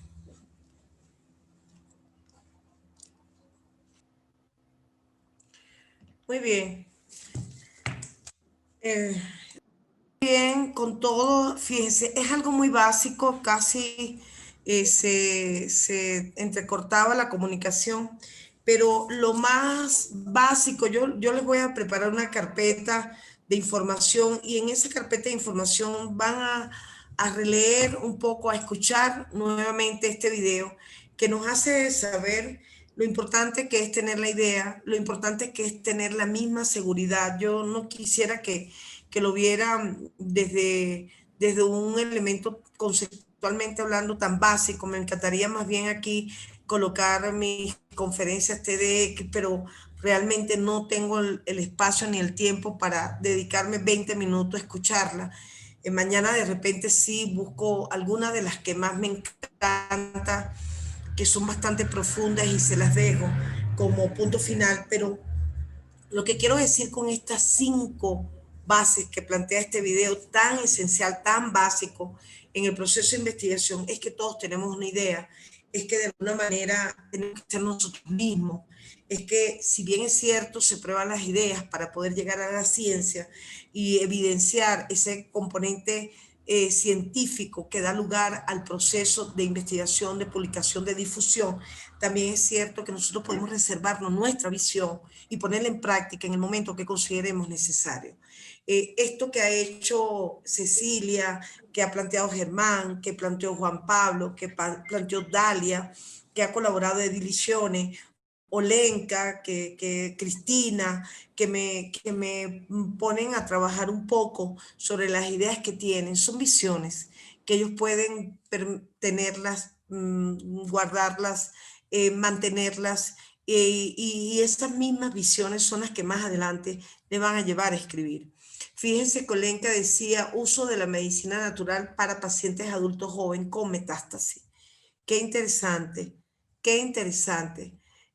Yo más que colocarle uso de la medicina natural, quizás le colocaría algo más ribombante, efectividad, qué sé yo, puedo decir, podríamos colocar empleo, manejo, práctica, adecuación, puedo pensar en un momento determinado de colocarle representación o rol, fundamentación.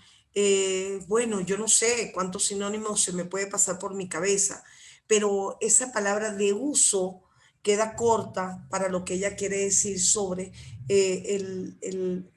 la aplicación de esa medicina natural para aquellas personas que están en un proceso prácticamente terminal y tienen metástasis, lamentablemente.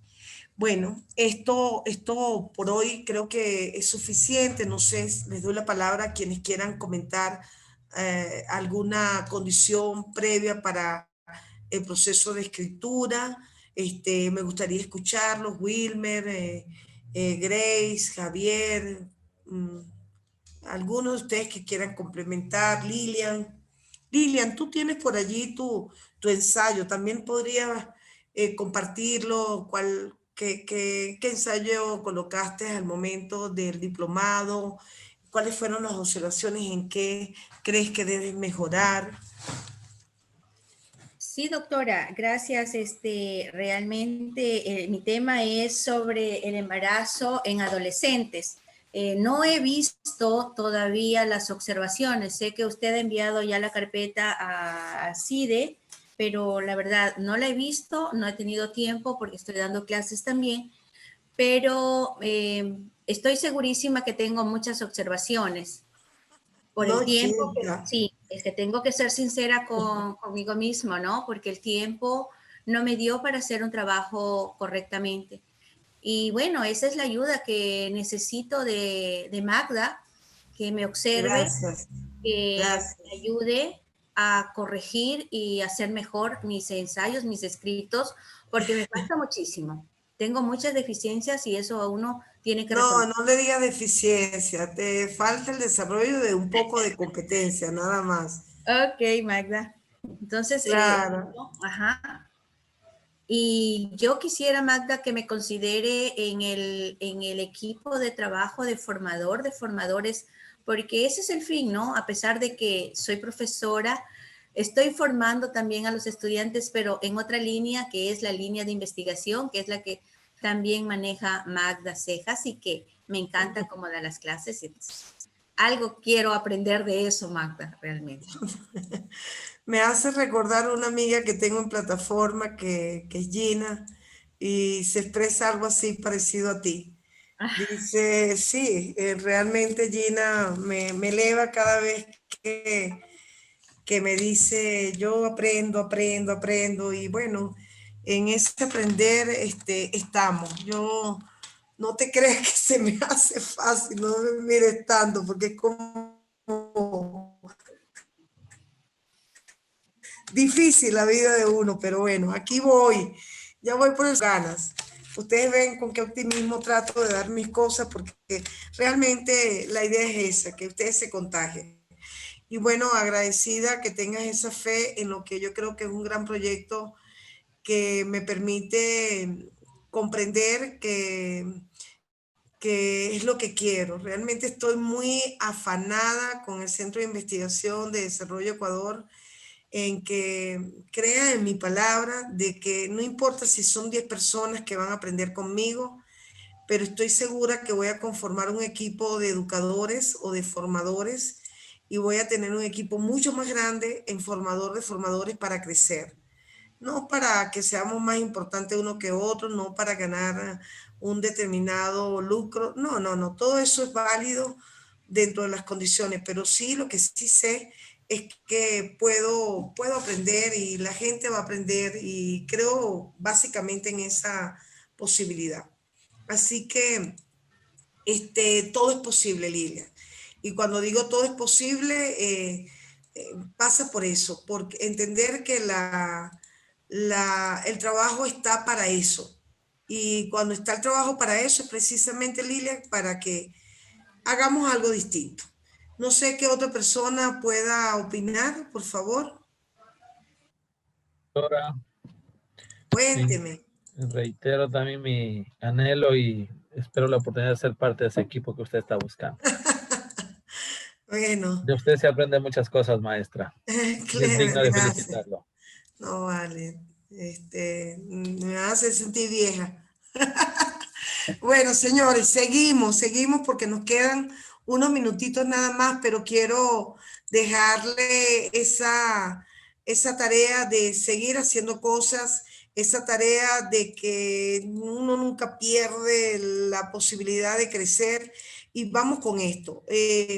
Cuando esto era lo que en realidad yo quería para ustedes al momento de iniciar el día de ayer, y bueno, se me ocurrió plantearme otro reto que es la que he presentado hasta ahora, pero esta presentación va a quedar también como una parte de la segunda presentación que les he hecho. Me gustaría aquí más bien detenerme en algo interesante que ya lo han visto algunas personas. Por ejemplo, en cursos anteriores yo he podido ver, por ejemplo, al doctor Rubio, al doctor Enrique Richard y todo lo que ellos han tratado de hacerme ver en este foco de trabajo es que hay que formarse. Cuando yo digo que hay que formarse, implica también revisar este tipo de cosas. Yo ahorita estoy fajada, yo no sé qué me da, pero a veces son las 12, 1 de la mañana y me provoca agarrar la computadora y volver a ver y digo, no, no puedo. Pero no puedo es porque hay mucha información que gira en torno a nosotros los educadores. Está la Comisión Económica para América Latina, el CELAC, tenemos la OEI, tenemos la Organización Internacional de Trabajo. Yo les invito con esta lámina, así como la lámina de Scopus, así como la lámina de Latindex, o sea, de indexación, que ustedes se detengan un momentito nada más y comiencen a dar cuenta que hay una cantidad de organismos que nos pueden ayudar al trabajo. Todo lo que tenga que ver con efecto de la crisis del coronavirus, no tienen idea de la cantidad de información que está saliendo, pero es una información que da lugar a que nosotros empecemos a escribir sobre la base de ese componente intencional, reflexivo, resecuencial, coherente, planificado y sistemático. Entonces, bueno, yo me quedo aquí, me voy para mi hoja de Word de Juan Pablo, de los que intervinieron con los temas, y puedo dar cuenta en esta hoja tan sencilla que yo puedo aplicar cada una de estas condiciones que dieron oportunidad de comprender que el trabajo no para nunca. Y cuando digo no para nunca es porque simple y llanamente nosotros nos quedamos aquí y empezamos a ver, bueno, si mi título tiene un interés, es un título que puede responder, por ejemplo, al carácter intencional. ¿Dónde está la intencionalidad? Bueno, la intencionalidad en este caso se cumple porque es lo que él ha podido observar. Yo me puedo ir nuevamente a mi lámina y me pregunto, bueno, dentro de todo esto, yo también me pensé que debe haber un componente reflexivo y secuencial. Cuando hablamos de reflexivo y secuencial, yo automáticamente estoy revisando que él está haciendo una reflexión sobre algo que él llamó de una manera elegante sesgos cognitivos. Pero el sesgo, ya la misma palabra sesgo es prohibición. Bien, entonces aquí la secuencia va a ser entender qué significa desde el contexto de la psicología este vocablo, que significa lo que él llama sesgo, pero además lo que es lo cognitivo, pero además lo que es esa parte empírica de la comunidad. Y yo estoy cumpliendo con todos los parámetros que determina de alguna manera esta lámina que yo estoy compartiendo con ustedes, y yo pongo a prueba de que sí, mi ensayo está en el lugar correcto, en lo adecuado, y yo automáticamente estoy viendo lo coherente, lo planificado, lo intencional y lo secuencial. Estamos viendo que yo empiezo a escribir en el mismo momento en que yo me hago todas estas preguntas. Señores, están revisando las bases de datos que están asociados con sus temas. Cuesta entender, Cuando yo empiezo un tema de investigación o un tema de un ensayo, posiblemente para mí es desconocido, pero cuando ustedes menos lo piensan, ya lo dominan. Qué maravilloso es ver que mis doctorantes o mis estudiantes o mis amigas que están en esa fase de que yo no sé si voy bien, yo no estoy tan segura, y mis amigos igual, comenzaron a darse cuenta que sí son capaces porque tienen acceso a esa base de datos que es necesario revisar. No estoy hablando de la técnica tecnológica o la virtual, estoy hablando de otro tipo de base de datos que puede ser secundaria, que puede ser terciaria. O sea, yo puedo llegar y buscar un cuaderno de académico compilado y ahí yo ver cantidades de aspectos sobre psicología, sobre sesgos, sobre cognición, sobre la parte de conocimiento y todo lo demás, y lo voy a comprender. Lo importante en todo caso es yo tener acceso y ganas de hacerlo. Cuando yo veo ese gran número de revistas, me pregunto, Dios mío, pero ese gran número de revistas pasa por entender que yo estoy al tanto de que hay muchísimas revistas. Vean ustedes cuando yo puse el SJR, solamente educación, y me salieron 1278 revistas. ¿Ustedes creen que si yo mando un Q1, un artículo de educación con esfuerzo, con ganas, y sí pago la revisión de Taylor, o la revisión de Saber, o la revisión de Thompson, o la revisión de Risky, o cualquiera de las que uno está acostumbrado a pagar para la revisión y la edición de un Q, ¿ustedes creen que 1278 revistas, uno no me va a aceptar? Claro que sí, claro que sí. El problema es que estamos combinando investigación con gestión, y ahí viene la cosa más dura, que no somos capaces, no podemos hacer tantas cosas, y por esa razón tenemos que estar siempre pidiendo auxilio. No sé si ustedes saben, bueno, mi teoría del salvavidas la aprendí con mi mejor amiga en mi doctorado, mexicana de Guadalajara, y siempre me llegaba a casa y me decía, stop, llegué yo como salvavidas, nos vamos a caminar, nos vamos un poco a desestresar, deja de estudiar. Yo siempre he sido así como encerrada para estudiar y preparar mis cosas. Y bueno, Angélica siempre tenía una manera de llamarse salvavidas.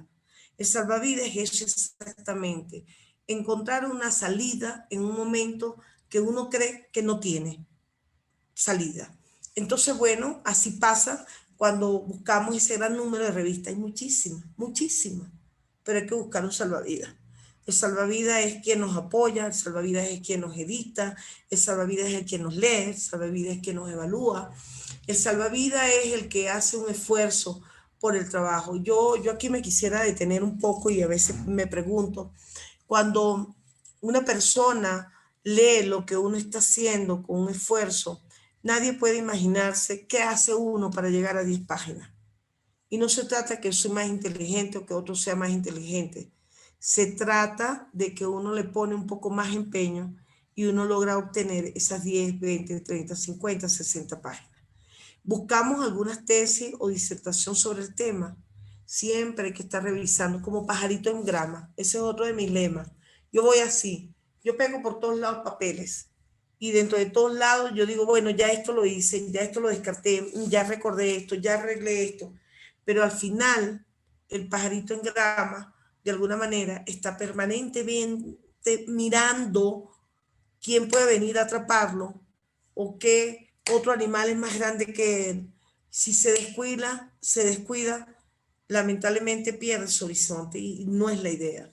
Nosotros tenemos que buscar este proceso que determine de alguna forma ese componente de buscar y no detenerse. Es como cuando nos empalagamos en querernos comer un helado determinado y nos damos cuenta que tenemos que buscar esa heladería adecuada a que queremos, y vamos comiendo poco a poco y lo deleitamos. Cuando hablamos de las bibliotecas, bueno, yo soy un amante de la biblioteca. Las veces que estuve en una universidad aquí casi media década y me iba a la biblioteca, me entristecía ver que la mayoría de la gente que estaba en la biblioteca eran estudiantes y no docentes. Cuando me permitía el bibliotecario entrar a los muebles, a las estanterías, daba cuenta definitivamente que yo soy un amante de revisar todos esos niveles que me permitían saber que aquí estaba el lugar correcto de mi presencia. Pero me preocupaba que nunca o pocas veces veía a los docentes solamente para buscar el retroproyector. Pero cuántas veces, por ejemplo, con todo respeto, sin querer distinguir un país con otro, en mi país, cuántas veces pasamos horas completas revisando un nuevo libro de Magro Gil, por ejemplo, con docentes universitarios. Esa es la vida que hay que rescatar. Las bibliotecas están allí, sé que ya ahorita son virtuales, pero yo creo que nunca pueden desaparecer. Yo tuve una experiencia en Colombia que me fue muy grato. Mi hija se graduaba de literata y ella iba a sacar una solvencia de biblioteca. Y bueno, me dije cómo me perdí durante 5 años en la Javeriana, mi hija en Bogotá, cómo me perdí esta vida. Yo me pasé, creo que 4, 5, 6 horas en una biblioteca que no dormía. Tenía las mismas características de la biblioteca de mi doctorado. Eran 24 horas de trabajo de la biblioteca, estaba abierta al público y cada piso, eran 7 pisos, y cada piso identificaba, por ejemplo, libros que no se podían tocar, no se podían pedir, solamente habían reseñas. Otros libros que eran virtuales, otro piso que era para películas, otro piso que era para lector de cierta edad, joven o no, contemporáneo, milenio, boomer, lo que sea, pero eran para los lectores que tenían sofacamas adecuados por si tú tenías que dormir 2, 3 horas en la biblioteca. Esas son cosas maravillosas. Recuerdo que el 7º piso estaba rodeado de aulas pequeñas y una de las aulas que me encantó era una dedicada a foros sobre las normas APA-CESTA. Con razón, la Javeriana es un ícono para enseñarnos a nosotros cómo aplicar las normas APA. Es que es obvio, o sea, eran mini espacios para que nada más 4, 5, 6 personas estuvieran allí escuchando al docente que quería dictar un taller sobre normas APA. Qué maravillosa experiencia. Y lo más maravilloso es que yo podía salir a la hora que yo quiera, a las 6 de la mañana, si yo quería, y entrar a las 6 de la tarde del día anterior. Eso es lo que debemos aprender. Tenemos que hacernos todas estas preguntas y detenernos y pensar qué cosas de aquí yo he hecho y de qué cosas de esta forma, de estas 10, 20, 30, 40 pasos yo tengo que he cubierto. Yo sigo pensando que nada tiene un límite. Yo sigo pensando que el crecimiento de la gente está en ese abordaje, en lo que yo quiero ser, en lo que yo quiero hacer y en lo que yo determino ser. Esas cosas son lo que me planteo. Yo voy a tomar esta lámina, le voy a hacer un capture y le voy a pasar al WhatsApp nuestro, un poco para que mañana, siendo ya más de las 8, para que mañana ustedes puedan comentarme si tienen alguna respuesta sobre, sobre esta pregunta que también me acompañan de hace mucho tiempo. Yo las mejoro, les quito, las arreglo, pero al final me encanta.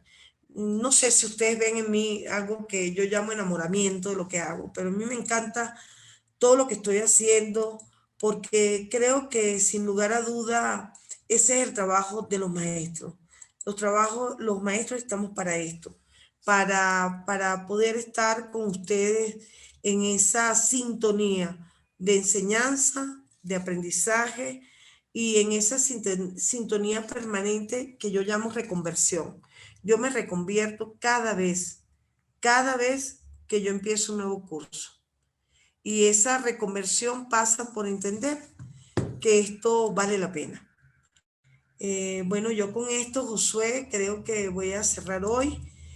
No sé si hay algún otro comentario, si alguien quiere hacer alguna pregunta. Estoy bajo su completa disposición.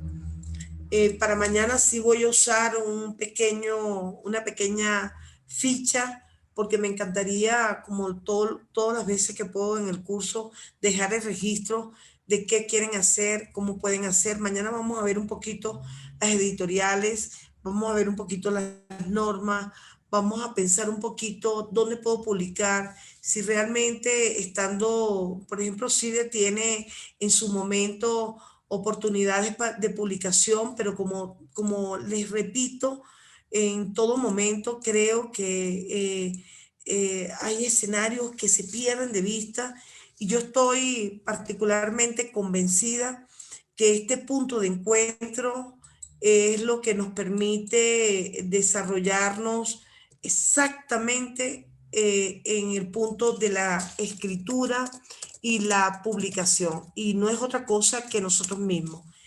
Cuando yo veo láminas como las que, por ejemplo, esta, me planteo, bueno, ¿dónde estoy yo? No sé. Yo tengo una parte de mi vida en Venezuela y digo, ¿será que muevo esta señal y digo, estoy aquí en Venezuela? No, físicamente estoy en Ecuador. No, pienso de repente cuando estoy con algún compañero de Bolivia, digo, no, yo quiero pensar cómo pueden evaluar los docentes de Bolivia a mis compañeros ecuatorianos. Cuando de repente Juan Pablo me menciona, terminé mi primer módulo en Venezuela sobre ambiente doctoral, me parece maravilloso, porque siento, él me dice su mentora, pero yo siento que es mi amigo, y que Juan Pablo Morales ha hecho un excelente trabajo en su crecimiento.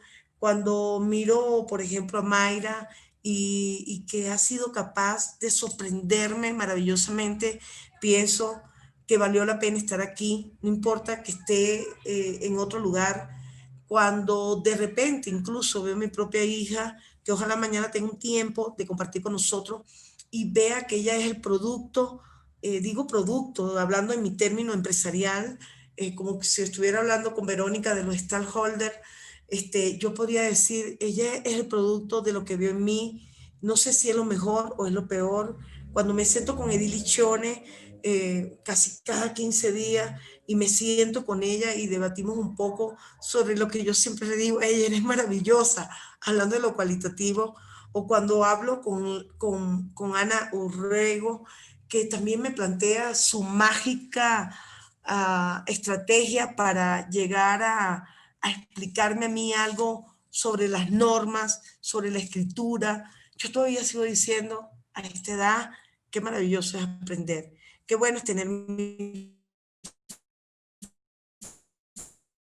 foco bien claro, entender, no, ninguno son imposibles, entender que el tiempo de Dios es perfecto, y que en este momento yo estoy aquí con ustedes, y no importa si en otros cursos yo he repetido esto o no, todas las veces del mundo, creo que no, pero lo más maravilloso es lo que decía Lilia, lo que decía Dalia, lo que decía Wilmer. Lo más maravilloso es que siempre estamos intercambiando.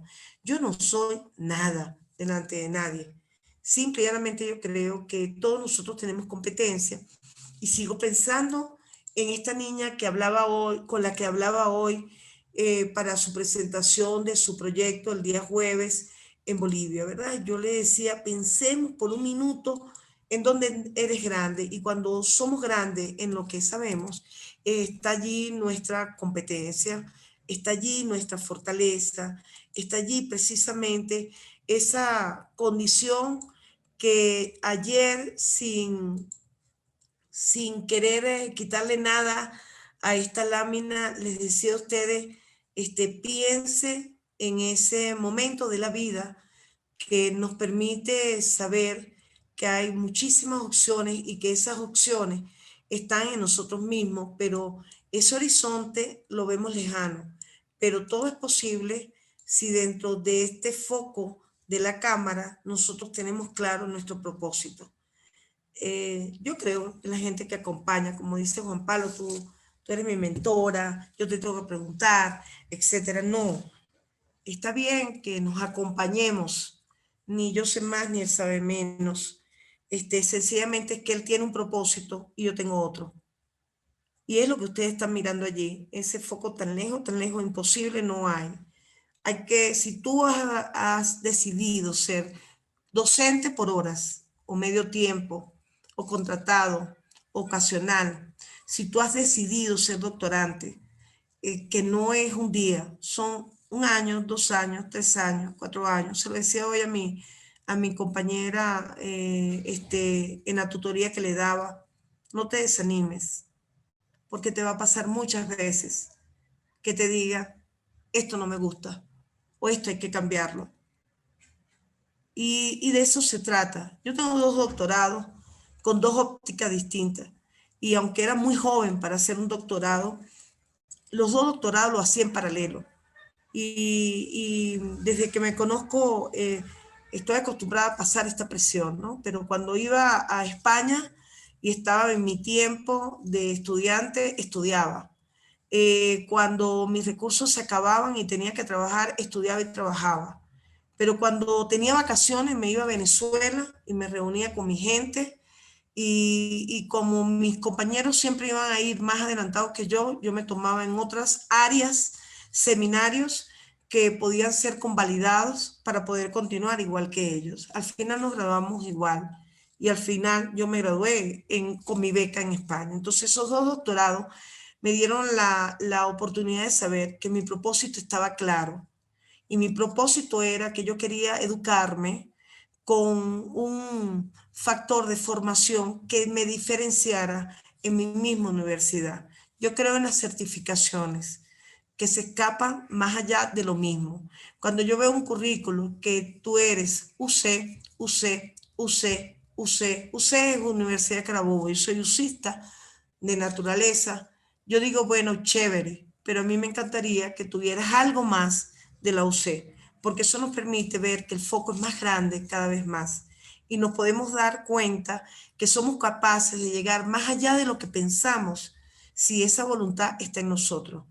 Yo no soy perfecta, pero creo que ha resultado estos ejemplos que yo le estoy dando. No se trata de que sea mi hija, como digo yo, hijo de gata, casa ratón, no. Se trata de que ella puso su empeño para hacerlo.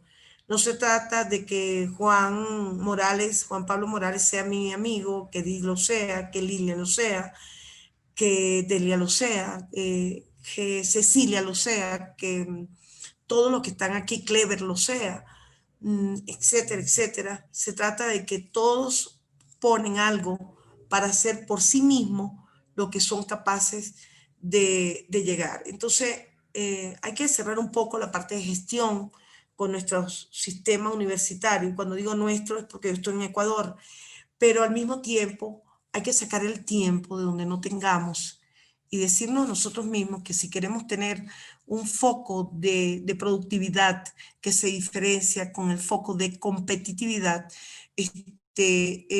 vamos perfectamente bien. Entonces hay que empezar. El ejercicio lo hicimos hoy, vimos varios temas, nos metimos en veterinaria, en medicina, en empresa, nos metimos en psicología, nos metimos en ambiente, nos metimos en territorio, etcétera. Pero no es porque yo pueda hacerlo todo, es porque simple y llanamente eso es parte de las competencias que he podido desarrollar. Bueno, señores, que si no las esposas, las novias, los amigos con compromiso, sin compromiso, me van a dar un 0 de evaluación. Yo les dejo, Josué, ahora sí me callo. Buenas noches con todos, jóvenes. Señores, gracias por estar conmigo.